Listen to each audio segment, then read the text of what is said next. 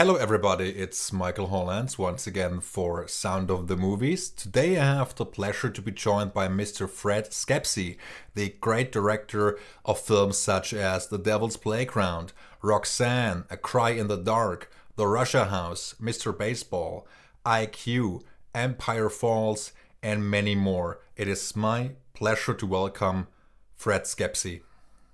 Hi, good to be here. It's great to have you on my show. Thank you very much for taking a time out of your schedule. I really appreciate that. Before you became a renowned director, as I understand, you started out in the field of commercials and you also did some documentaries.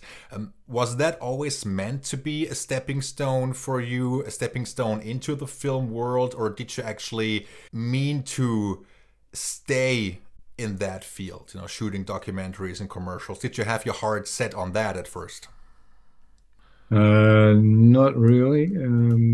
I sort of started in advertising at a very early age when television started here.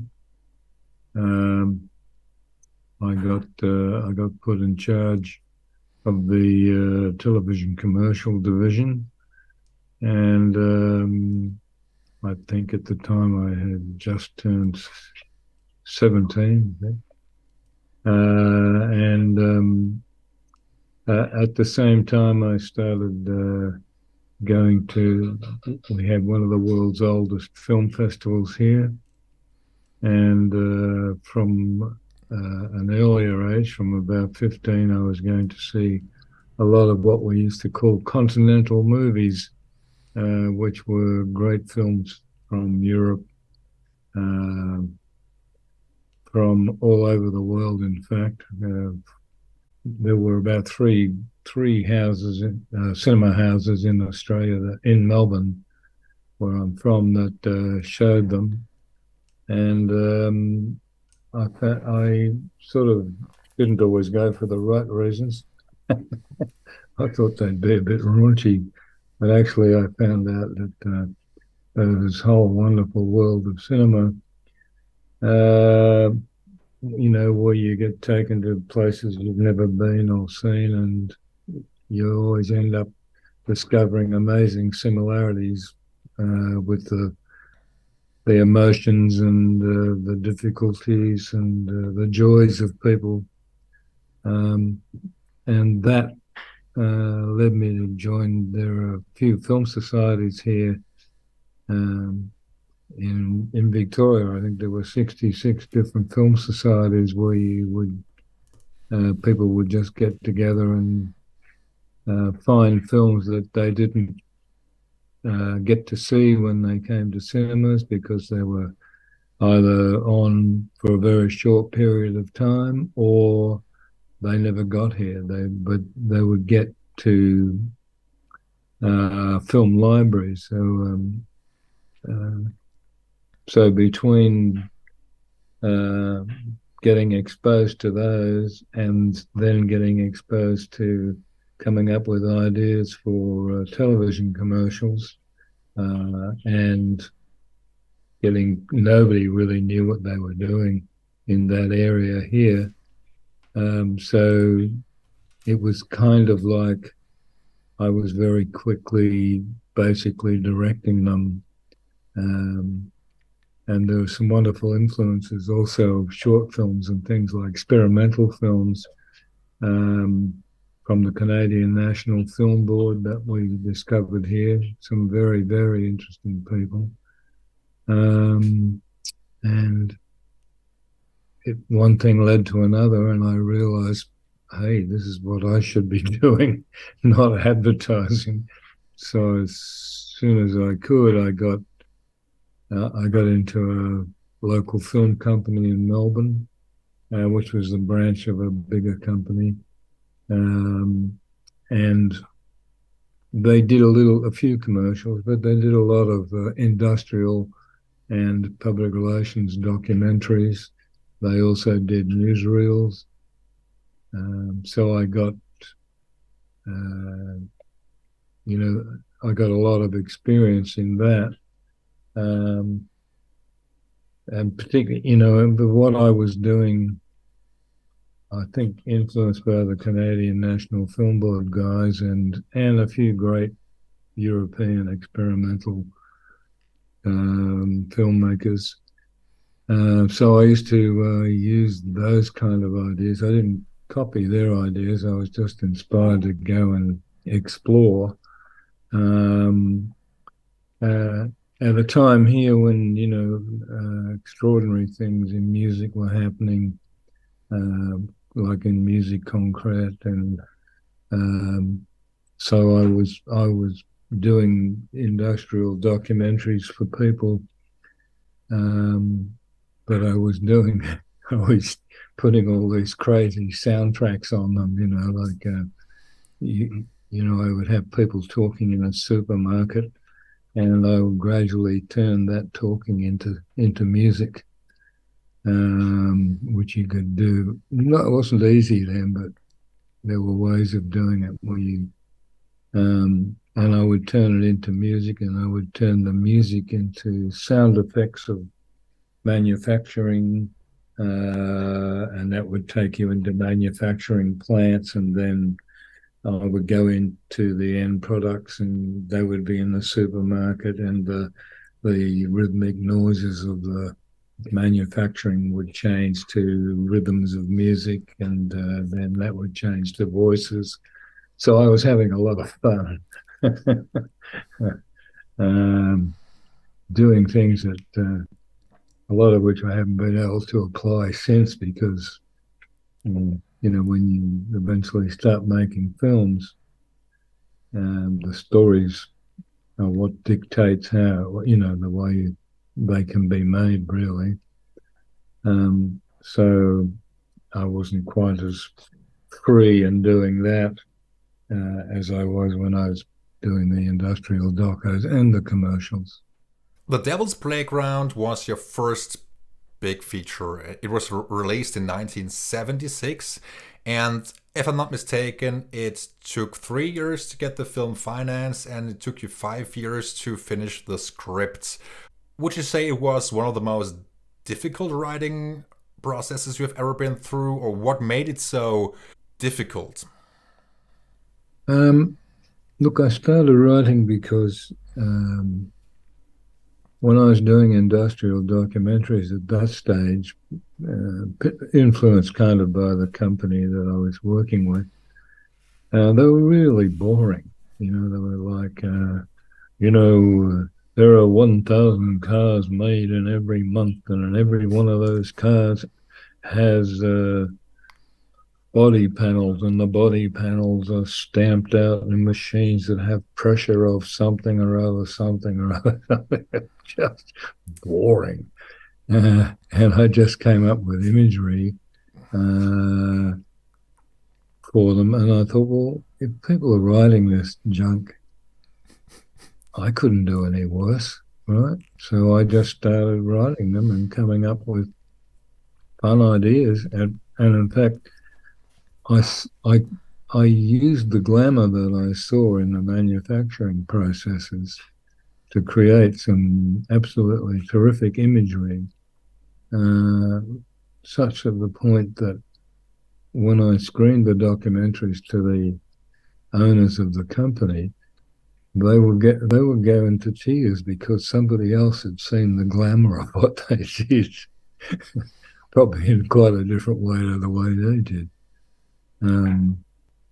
So then I thought, well, I'd like to write a film, something like one of the films I've done, but what would I write?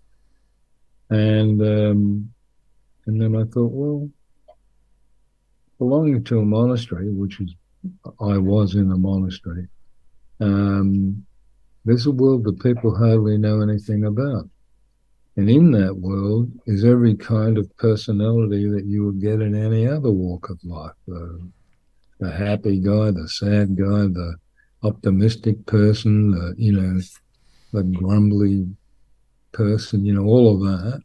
And I thought, well, why don't I sit down and write that? Which I did over a period of time. Actually, the writing in the end didn't take me that long. it's getting the money that took me 5 years. And in the end, most of them, I went out and raised money in $1,000 lots and $2,000 lots from business people, from advertising agencies who were my clients. But mostly, and finally got some money from one of the government bodies, but mostly half of it was my money. And then I had to, I couldn't, nobody believed them, weirdly enough. And even when I got it made, I thought, how am I going to get it out there? And a friend of mine here had some experience with a couple of cinema owners of releasing his own film and doing the advertising, etc. So he introduced me to those people. So basically, I hired the cinemas and marketed it myself with some help from one of my partners at the time, who was a graphic designer, and one of the advertising agencies. They helped devise the campaign, but it actually cost me as much again as it did to make the film, to release the film. So I had to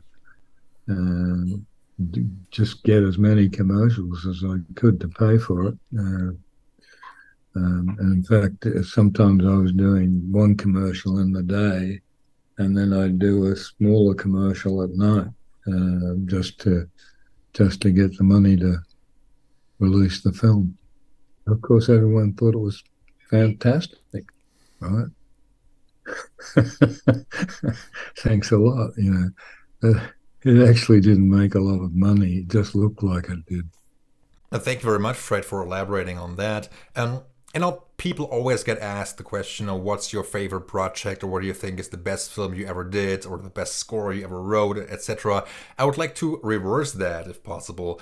Which film are you least satisfied with? That if you could go back in time to fix certain elements of the film, which movie would you choose? I would choose Mr. Baseball, the film I did in Japan with Ken Takakura and Tom Selleck, mostly because it's not what we set out to do. We got obstructed by some very nervous studio executives who were pleased when I came on board with another writer, Ed Solomon, because they were making the film, but they were doing it as a sort of baseball player and coach banging heads. And then they got bought by a Japanese company, and they thought that the film might be a bit of an insult, so they wanted to do a better version of it, which is what we set out to do. So our version of the film was more of the cultural differences of this big lump from America thinking things are one way and putting his great big size 12s in it everywhere he went, and getting embarrassed and getting out of sorts. And so it was just a fish out of water film about somebody not understanding a culture. And all our comedy was derived from that. But the head of the studio tried to forbid us from doing some of that because he didn't think it was right, in commercial film terms. And then Tom Selleck had script approval. Now, I didn't know about script approval. I had final cut. So, but then Tom kept trying to pull the movie in another direction, and they hired this other writer who came along, and he started writing the film or rewriting the film, getting paid a lot of money. and but he was only going to do it for 3 weeks, and even he didn't, and Tom Selleck didn't agree that much, and he left after 3 weeks because that's all he was hired for. But he'd only rewritten half the film, which was pretty pretty Hollywood actually.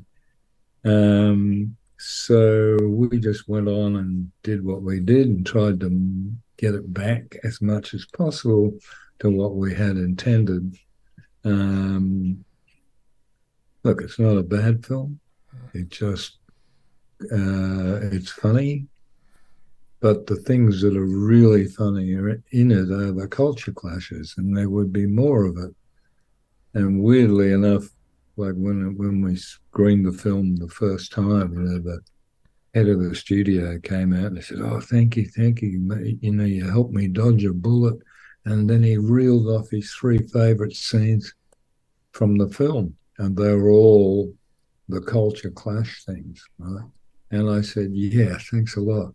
If you let us do it our way, the whole film would have been like that." So yes, I would like to revisit that. I still revisit the film once a year, at least once a year. I loved it when I was a kid. I think I saw it for the first time when I was 8 or 9 years old, and it's still a great sports comedy.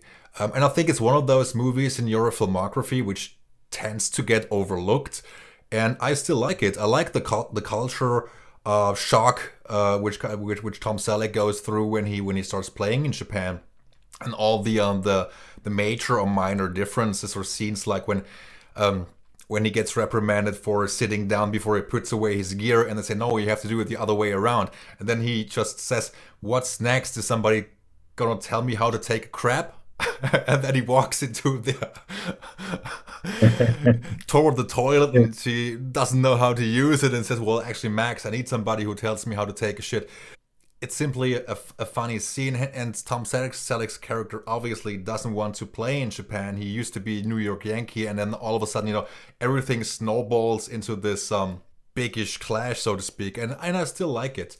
no, it's good, but it could have been, trust me, way better. Much more of the humor that you're mentioning, and in lots of different locations. So uh, it's just a pity. In the New York Times about a month or so ago, there was an article about how it's the film that any American baseballer who's going over to Japan to play, that which they still do, they have to watch the film. Apparently, everybody gets onto them, and they have to watch the film to see what it is they're in for. Yes, I Yeah. also I also read about that they use it as an inspiration whenever somebody's hired in Japan. They use this film as an inspiration or a source, so to speak, in order to really gear up for the differences, or to adjust to the differences in terms of culture.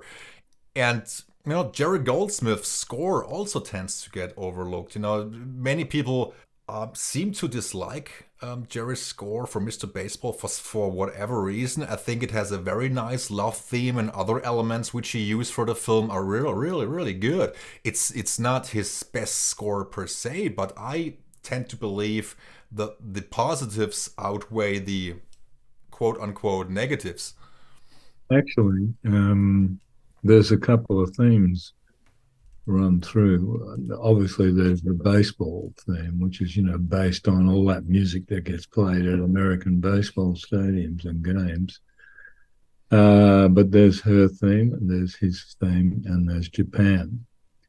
And the beautiful thing about the score is that when Tom Selleck and Aya Takanoshi have a get together and they have a bath, listen to that.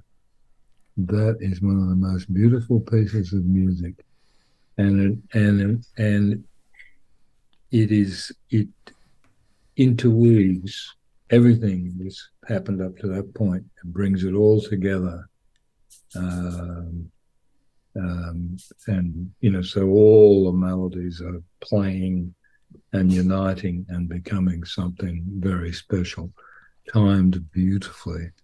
He's a great, he and I had a very great relationship because he understood that music isn't just there to push the movie along or to create emotion, to overdo emotion. It's there to add a dimension to the movie that couldn't otherwise be expressed. And that's why his work is so phenomenal in everything, frankly. This score contains several beautiful moments. One of my favorites, the bath, obviously, but one of my favorite moments happens in the temple, and which segues into them having a drink in the bar. And then you get to hear the love theme played on the flute, and then ultimately later on it's also played on or by the string instruments. And I think Jerry perfectly captured their relationship. And I think Jerry Goldsmith was one of the best composers of all time. And in Jerry Goldsmith's heyday, he would write a theme for every character. That just doesn't happen anymore these days, at least not to a large extent. People don't understand that sound is 50% of a picture. And you can do amazing things with it and affect people in amazing ways. Because people jump, throw in a whole lot of pop songs, and like even some of Coppola's movies, his father did a lot of the music, but the music's not connected. It's like a theme that works for that, or something different that works for that. To me, it should be a suite that works across the whole film. It becomes an entity unto itself. It's like a symphony, or the difficulty with film music is you've got to score higher than voices and lower than voices, and yet still make it sound beautiful, so you can hear the voice. Nobody cares about that much anymore. So half the time you can't hear what people are saying because the music is jamming them out. It's in with them. It's not separated, so that you can hear all things. He is a past master of that, and most people don't sort of think as And an earlier composer I worked with called Bruce Smeaton, he helped kind of take me along that path as well, understanding that you make the whole thing a piece. And then when you get with Jerry, it's just like, what do you do? There's a great story about the score in Russia House that which you'll hear imitated again and again. When the Academy Awards were announced for music that year, he didn't get a nomination, and all the musicians put their instruments down, whatever sessions they were at, all put their instruments down in protest. So, you're right that he wasn't as valued as he should be. Well, the fact that he didn't get nominated for the Russia House also certainly, I find that very puzzling. But, as I've said a couple of times, the Academy works in mysterious ways. And, especially also in Jerry Goldsmith's case. I mean, he won one Academy Award. I think he had like 20 or 22 nominations. And he should have won at least 3 Academy Awards, if not 5. Yeah. Yep, I'd go along with that. Yeah. The other thing people forget is it's the music that's not there, and when it's not there, that's important, because the music is also the sound effects, the soundtrack giving you other information, letting you know you might be here, but this is happening out there, all those kinds of things. And then allowing for that. And again, which Jerry was good at, you allow for that when the music does come in at the truly appropriate time. And you still are able to experience those sounds as well. It's all part of the soundtrack. It isn't just the music. Yeah. I think finding the right balance can be extremely tricky, but it's so important, and especially when it comes to balancing music and also sound effects and dialogue. When it comes to the Russia House, I must say that I think it's one of Jerry Goldsmith's best themes, and also a fantastic main title when the camera moves from, well, it captures heaven, then it slowly moves down, then you see Michelle Pfeiffer walking toward the camera. That's a fantastic piece of music and fantastic filmmaking right there. And to give the composer the opportunity to really shine in the first couple of minutes of the film, and you basically hear the music only, that's just fantastic. And I think one of his best themes. That's just my opinion. No, I agree wholeheartedly. Yeah. And I'm sure we will talk about the Russia House, the film, in depth later on. But at first I would like to talk about, Fred, the time you moved to Hollywood. Because as I understand, The Chant of Jimmy Blacksmith was your last film for Australia. And then the film wasn't as successful as you had hoped. And then it prompted you to move to the United States and to start a career in Hollywood. And of course, Hollywood is also mainly about relationships, and of course you have to network and connect with other people. How difficult was it to really get to make a name for yourself in the Hollywood community and to establish a career in the first place? I'd been to Hollywood trying to get money to do Devil's Playground, and then very briefly, but then when I'd done Devil's Playground, I went back and used it as a bit of a calling card, obviously, and I tried to raise money from the studios for the Chant of Jimmy Blacksmith, and that wasn't going to happen, or it didn't happen. So again, a great deal of the money in that was mine.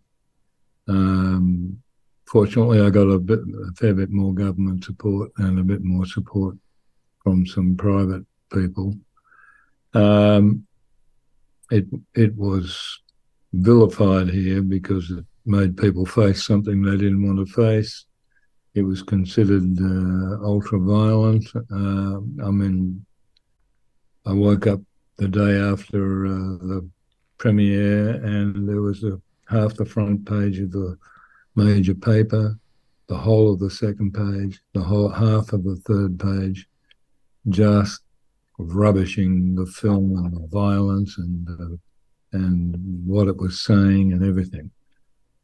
However, thanks to a couple of festivals like the Toronto International Film Festival, the film got exposed. It sort of shook people to its core.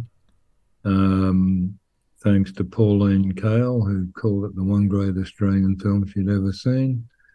I managed to get probably the greatest agent in America, who took me under his wing, and away we went. And I had some champions, like Robert Altman had seen it, and he was telling everyone he knew about it. So did the film make money? No.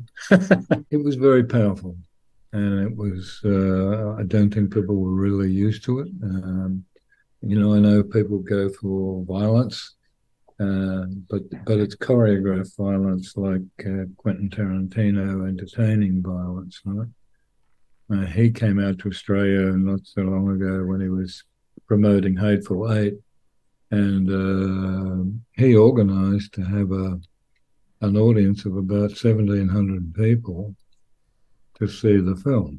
He used to like to do that when he was promoting Find a Film Here, and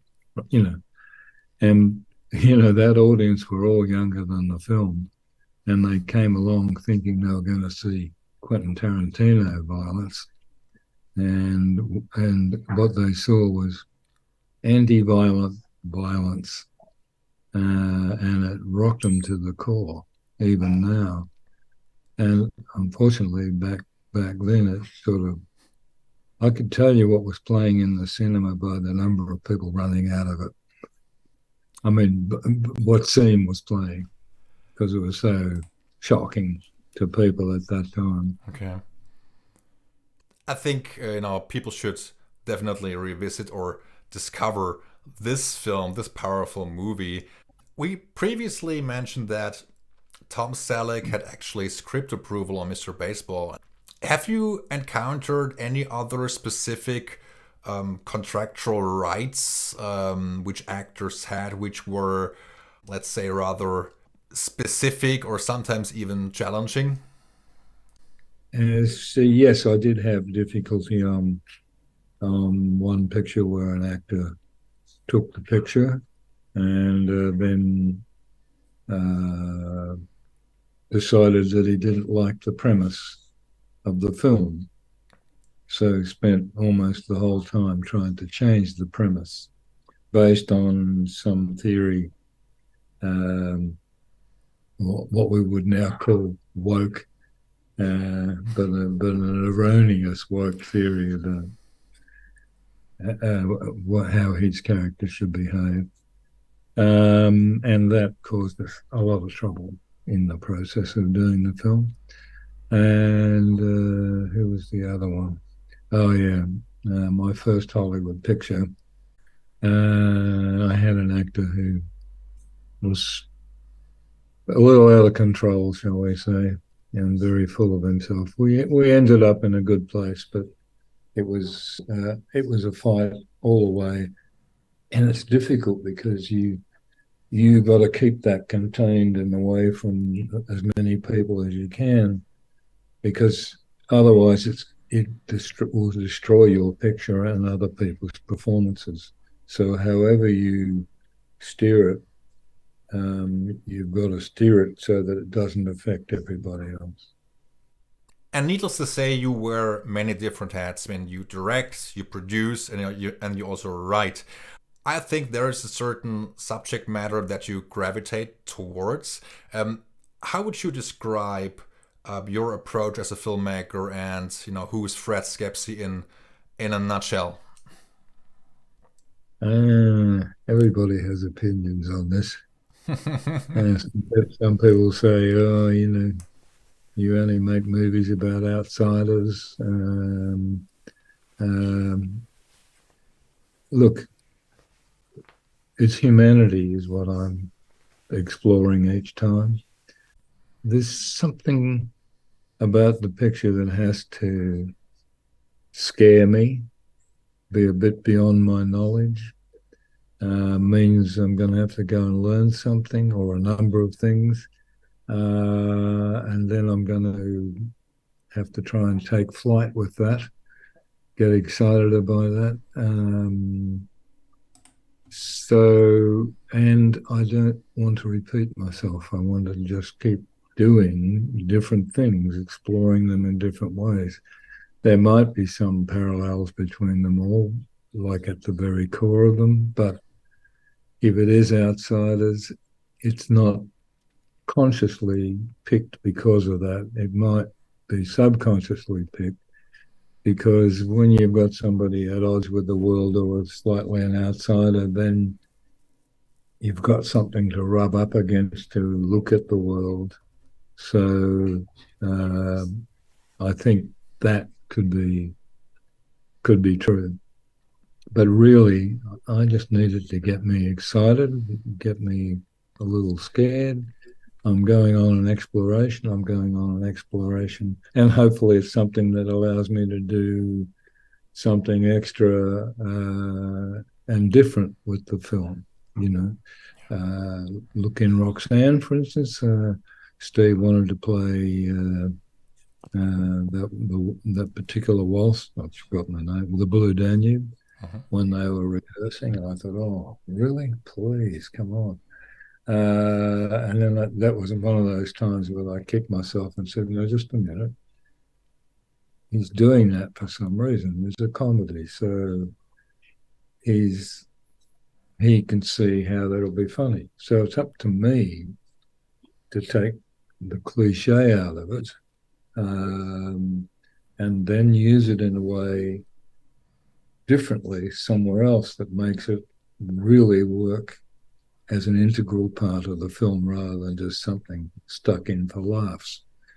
And we use that music differently in a better way when they go to fight the fires at the end of the film. It's heraldic. It's, it's all different kinds of things and still funny.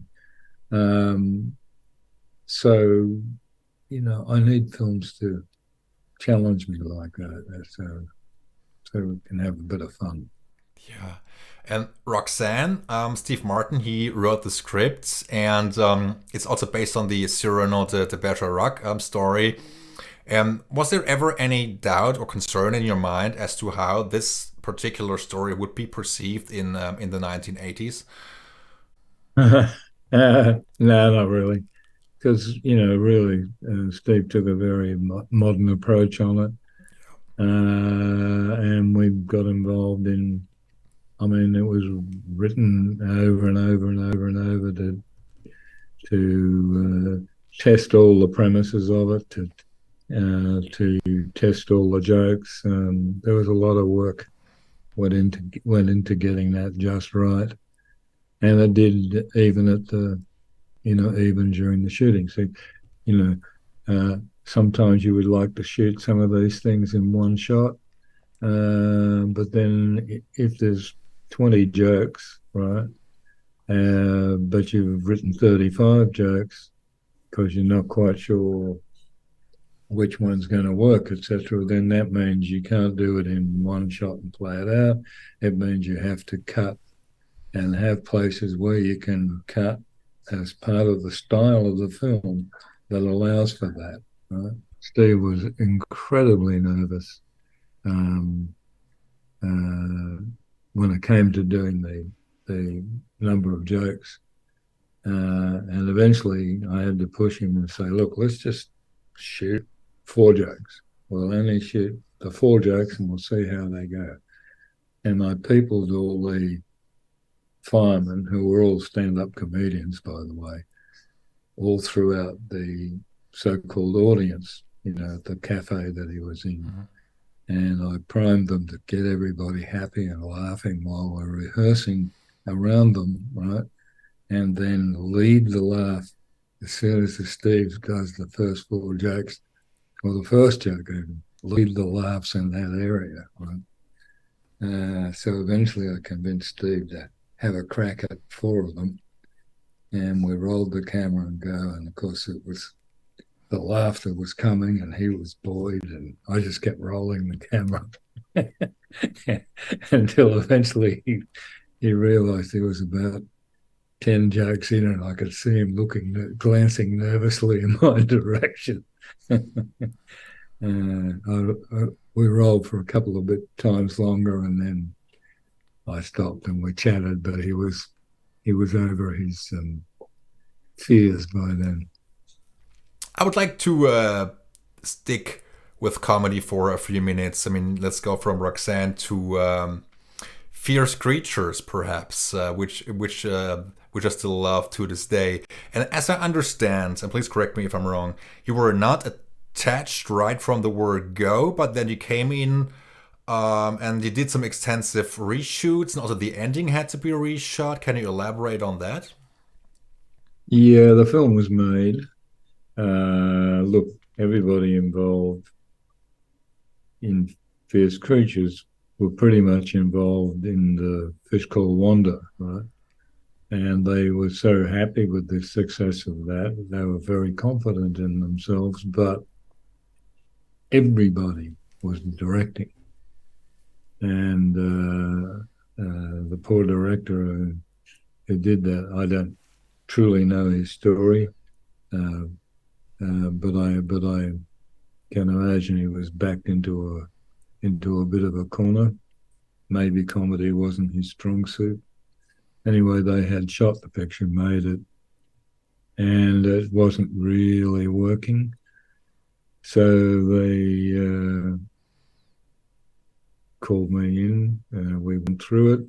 Um, we went through what wasn't working, etc. Then we discussed why it wasn't working.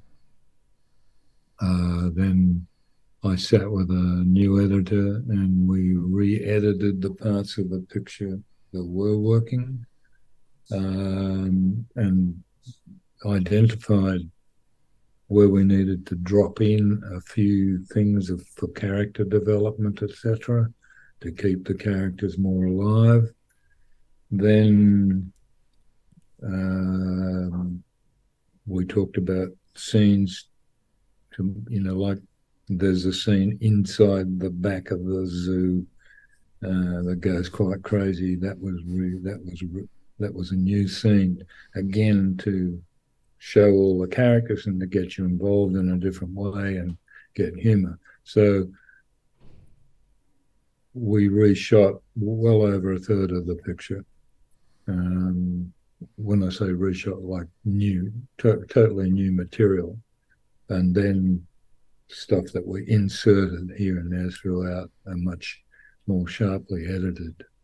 There was some advice that wasn't really taken about the beginning of the picture. So, because if you remember the fish called Wanda, in the first 5 minutes, you knew who everybody was and what their setups were, what their dilemmas were, and boof, let the comedy roll, right? And it wasn't done that way quite in Fierce Creatures.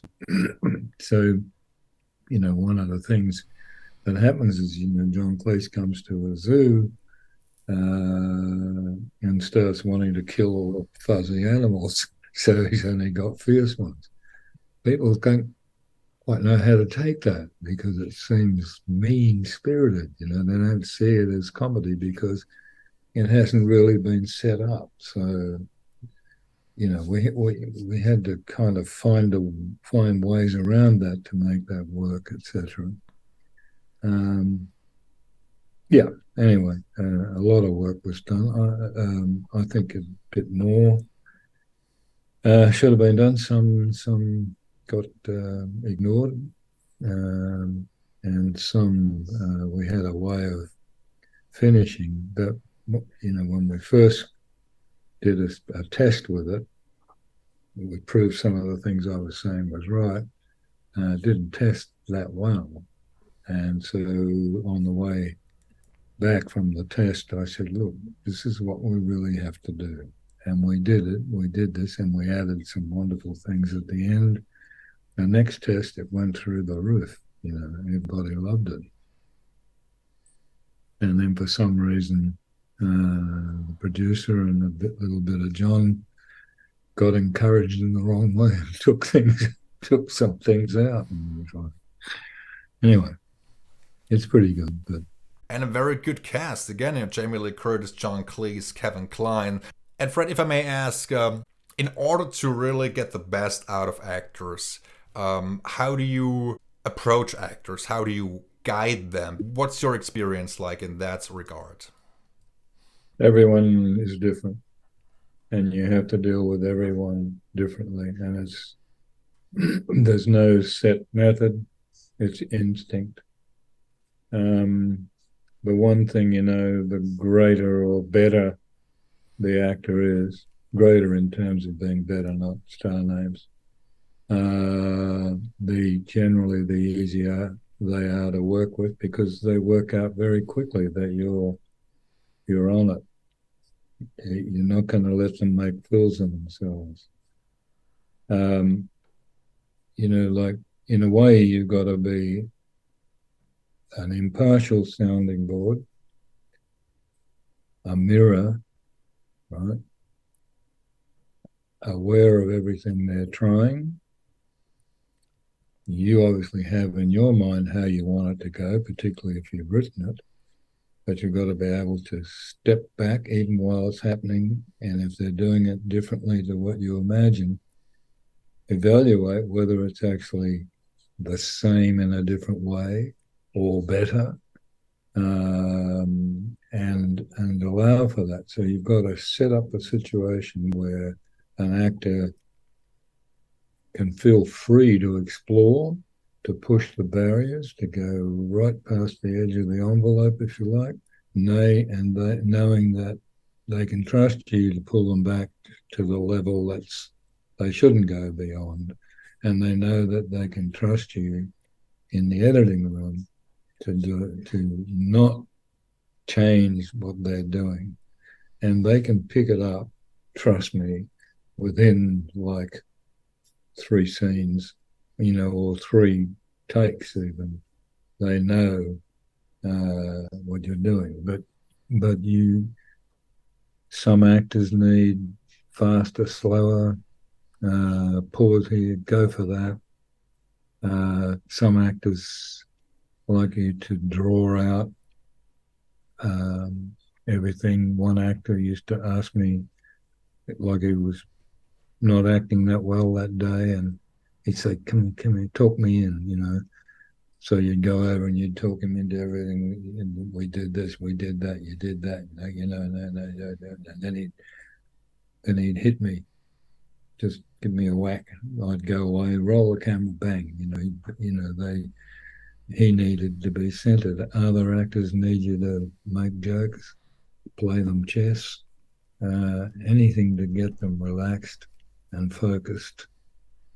And like my director of photography, Ian Baker, always has the crew totally aware that when the actors are around, leave the noise out. If the actor goes off the set and you've got to do a lot of big changes, get them done, boom, that's okay, make noise. But if the actors are being called for, bring the noise down. So when they come back, all the attention is on them and it's quiet, so that it's a safe space where they can be what they have to be. Yeah. But they're outside techniques. The rest of it is just feel. And you don't always get it right. And knowing that you don't always get it right, you learn how to tiptoe. Yeah. Give them a chance to be the best they can be and recognize it. As I understand, 6 Degrees of Separation was Will Smith's first big role. And what's it like working? Obviously, he's a huge star now, but he wasn't, that well known back in the day. He did Fresh Prince of Bel-Air, and then he started getting into the movie business. And subsequently, he would do, Bad Boys, Independence Day, and so on. But what was it like to work with Will Smith on that picture, which also included, Donald Sutherland, a big actor? And how do you work with an inexperienced actor? And because they obviously they may or may not be insecure about themselves, and they need a certain amount of security and also guidance. Yeah, he got the part on the condition that he worked with a dialogue coach, and more actually a dialect coach, because he had to change his accent from a Philadelphia street accent to what the character was, and worked with an actor's a teacher, an acting teacher, which he did for 8 weeks, and then would come and work with me once every week. We would go through stuff, and he had to go and see the play in a number of different locations to see how different it could be and how it could be interpreted.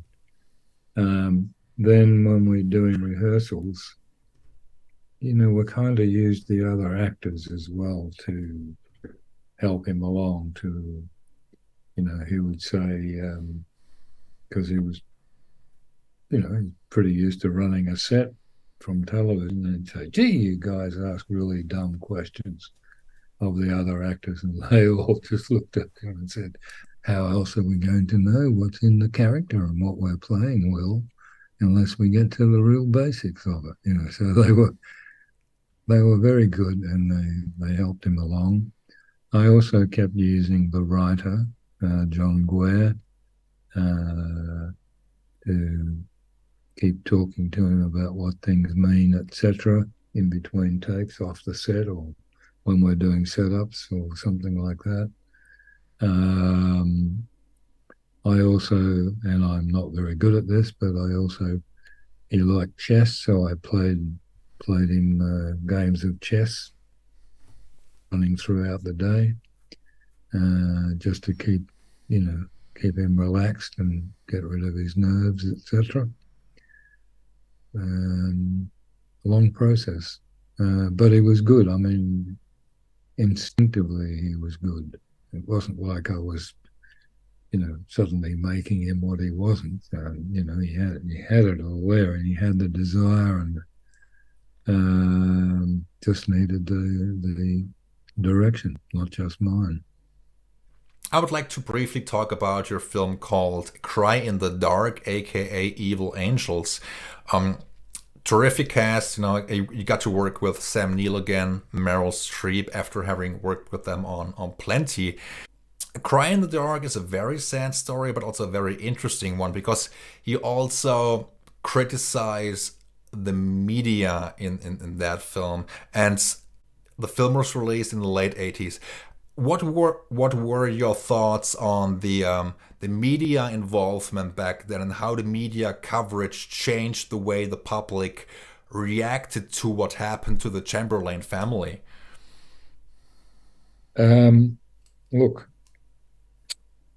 I was in America for most of the time when this all went on, but I was coming back home to Australia.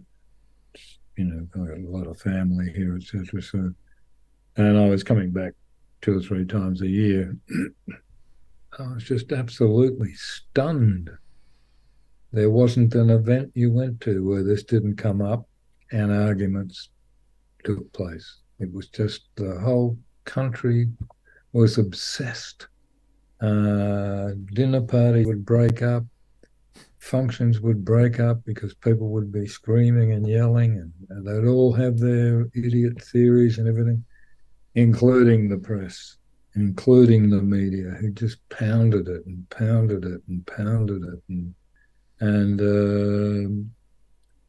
one of the difficulties of the film was there was no one villain. The whole country, the whole media, basically, were the villains. And what I set about doing was not taking a point of view. It would have been very easy to do that. I wanted the film to be done in a way that didn't direct the audience to specifically think this woman's guilty or this woman's not guilty. I wanted the facts put together in a way that you could see what the reality was, right? So to that end, every actor, no matter what they were playing, had to put the best foot forward for the character that they were playing. They were not to play them as villains or dills, or dills means stupid, by the way. They had to play them as people who were totally convinced of what they were saying and what they were doing, and for the right reasons. And let the film tell us the reality. And what we found, the only way you could take artistic flight in the film, what we found was whenever we were recreating a scene, there was a way of doing the scene that if someone was standing, 20 yards away, they would see a certain thing. If they were standing 5 yards away, they would see something else. If they were standing on a hill a long way away, they would see something else. And there was always a way of playing a scene where you hit it and went, boom, that has to be right. There is no other way. People would have thought this and that, unless that's how it happened. The music, I did not want the music to tip it one way, make you feel sad, or tip it another way, or be emotional. I just wanted the music to drive the film, to give it an energy, because there's a lot of stuff we have to go through. So uh, inexorably, that's, just heading somewhere. It was heading to an end, which would be the culmination of all these things. I can explain it better now that now that he did it. But it took a lot of searching to get it done. But there again is where sound plays such an important part. In terms of the media, I mean, I think they have always had a tendency to create something out of nothing. And especially in this case, it's so disheartening to see somebody go through that when a tragedy is being used to generate ratings.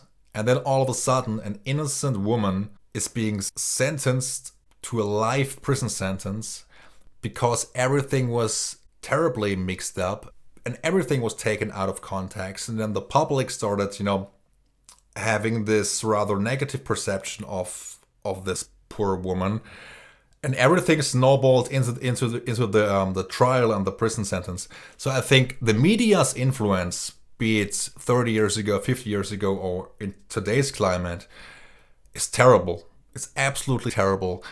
There's a case here at the moment of a family, and they had a dinner with some wild mushrooms, and a number of them died.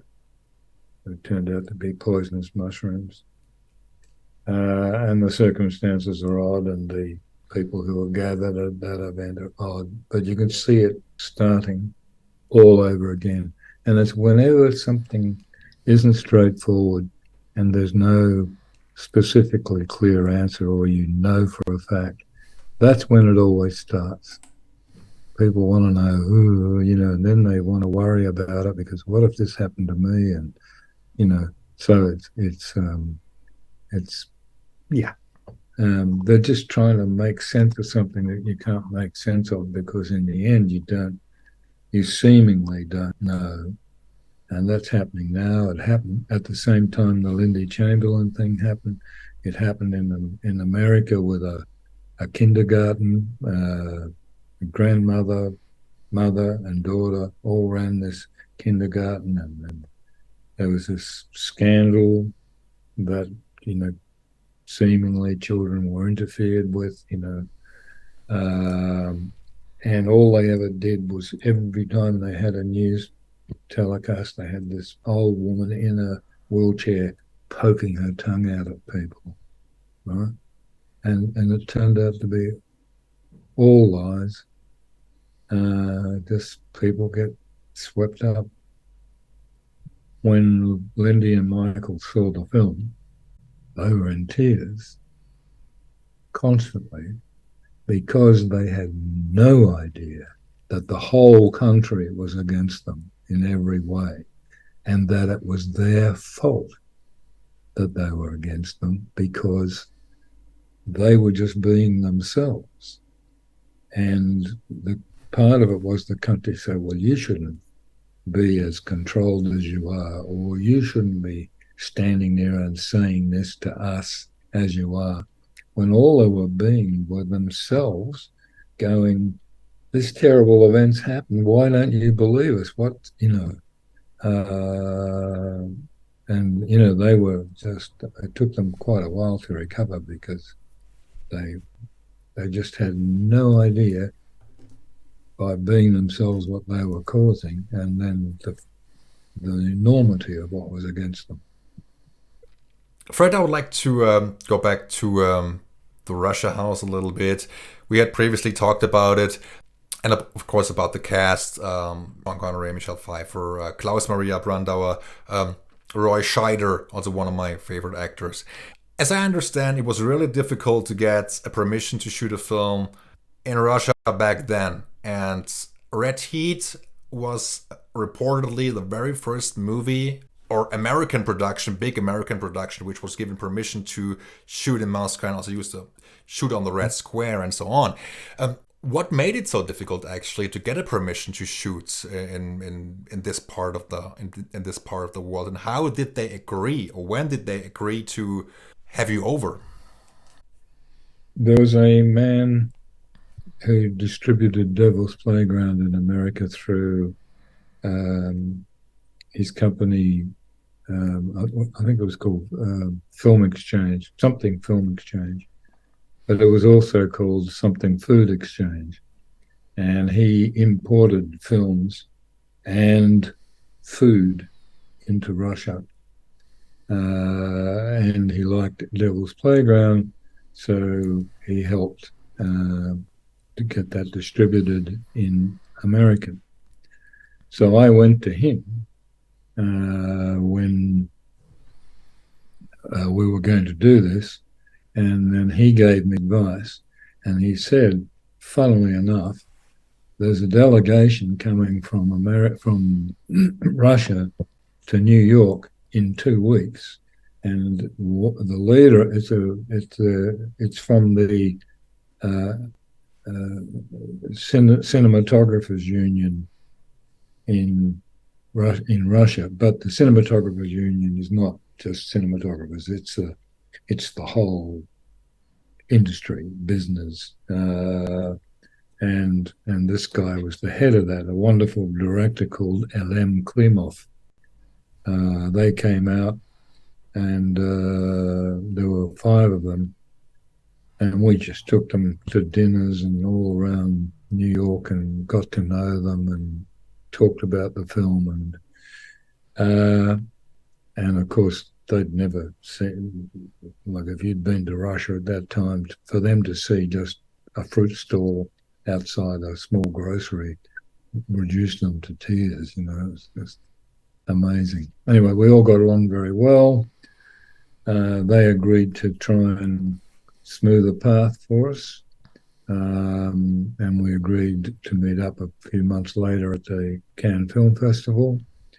And, as you know, Gorbachev had just come to power, and Lam had a good, which is why they were traveling. He had a good situation with Gorbachev, and he arranged for it to be an officially condoned experiment, basically.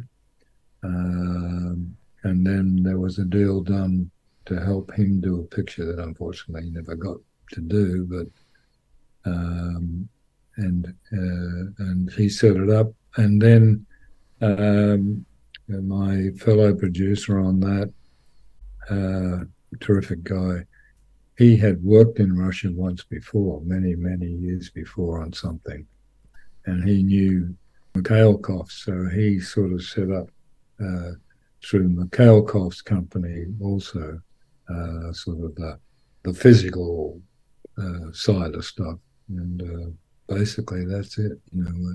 And then we went on a few recce's, and yeah, it wasn't easy. Let me tell you, there was no food. We took all our own food and water in, and it was pretty amazing. And it was a bit hairy as well. The Russia House, I think, is one of your finest movies of the 90s. And I also need to point out the cinematography of Ian Baker, who has been your go-to cinematographer for many years. What is Ian's special quality as a cinematographer and a co-storyteller, so to speak? The lighting and the understanding of the lighting and the understand of light, composition. We both do that. So we're very simpatico in that. He knows what I'm after and why, and how it's got to edit together. It's got a real understanding of that. And in fact, whenever I strayed from what we should be doing, he'd pull me back. So, and even understanding how to shoot in the very late light, which disappears on you rather fast.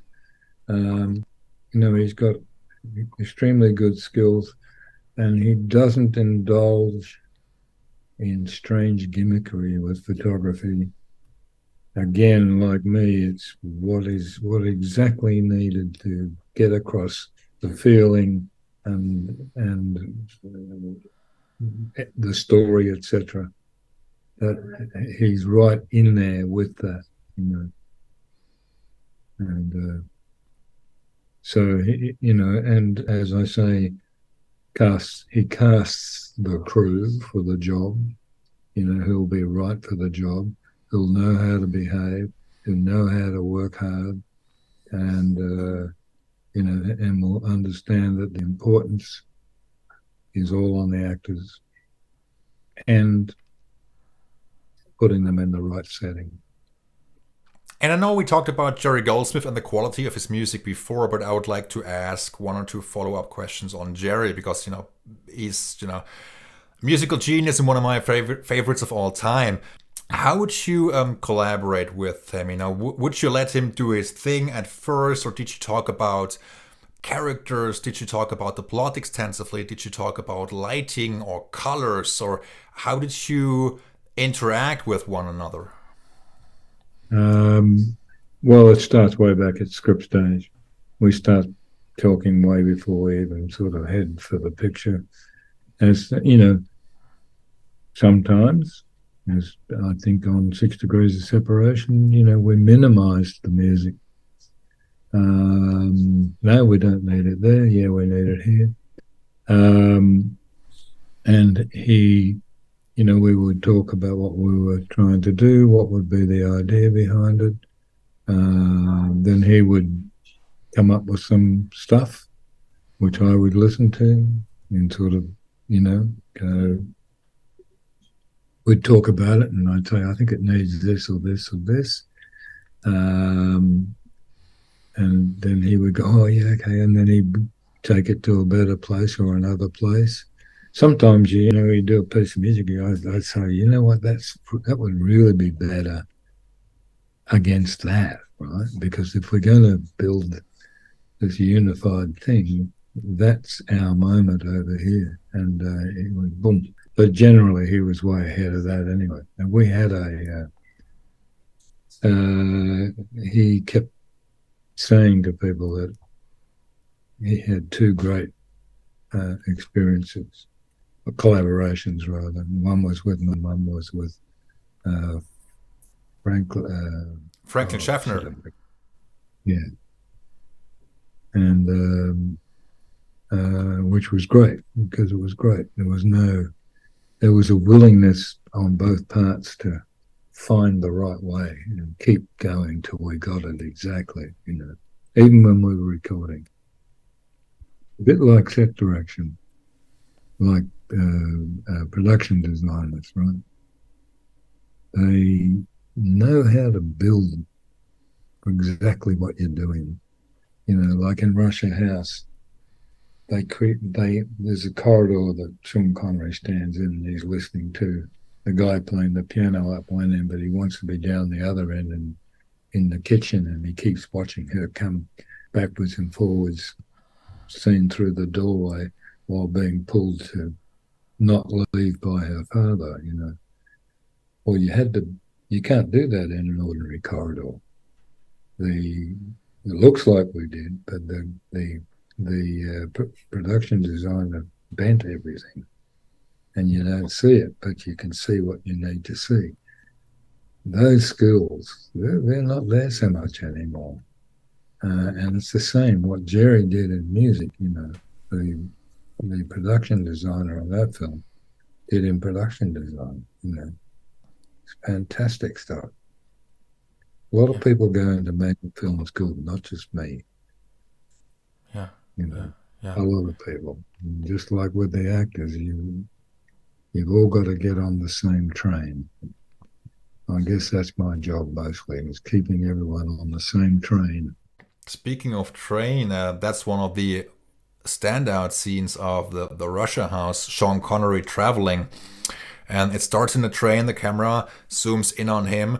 There are several beautiful shots of the landscape, and the whole cinematography is brilliant. And then You hear Jerry's main theme and a great variation of the main theme. That's one of the best examples. I thought it was fantastic. I mean, that one of the best moments of the Russia House for me personally. Yeah. I need to mention Empire Falls and also It Runs in the Family, because we previously talked about your tendency to shoot films or direct films which deal with people or words and pictures, for instance, Clive Owen, Juliette Binoche.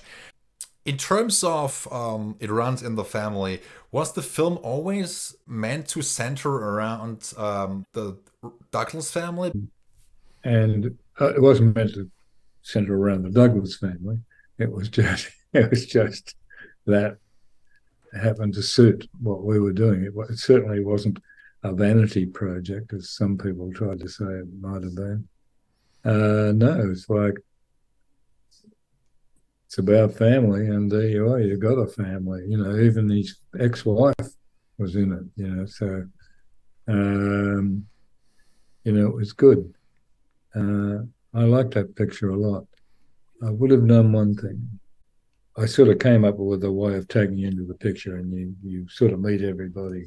So there's 4 different things that sort of take you in, and then it's repeated with different stuff going on to draw you in and get you to know them. What I should have done was put a little more tension content into those, so that build up the thought that, okay, you're just discovering them doing this, but you should also discover a bit more heavily than I did that there's some tension about where they're going to have to all meet up, that things are going to be fireworky. And I didn't do it enough. It's my fault, that one, but nearly enough, but not enough. And so if you're not fully interested at the beginning, as you often are at the start of a picture, you've got to get pulled in, you know, and you got to get invested. Well, I didn't invest you enough. It Runs in the Family and Empire Falls, as far as I'm concerned, are some of your standout projects. I love the drama of those projects and how you told the story and the character development, especially Empire Falls. If anybody hasn't seen it, a 4-part HBO miniseries, fantastic. Fred, I would like to thank you very much for taking so much time out of your schedule. I really appreciate that. And I had a great time talking to you, and I hope you enjoyed the conversation as well. I did. Someone who likes my work, hey, why not? Thank you. Thank you.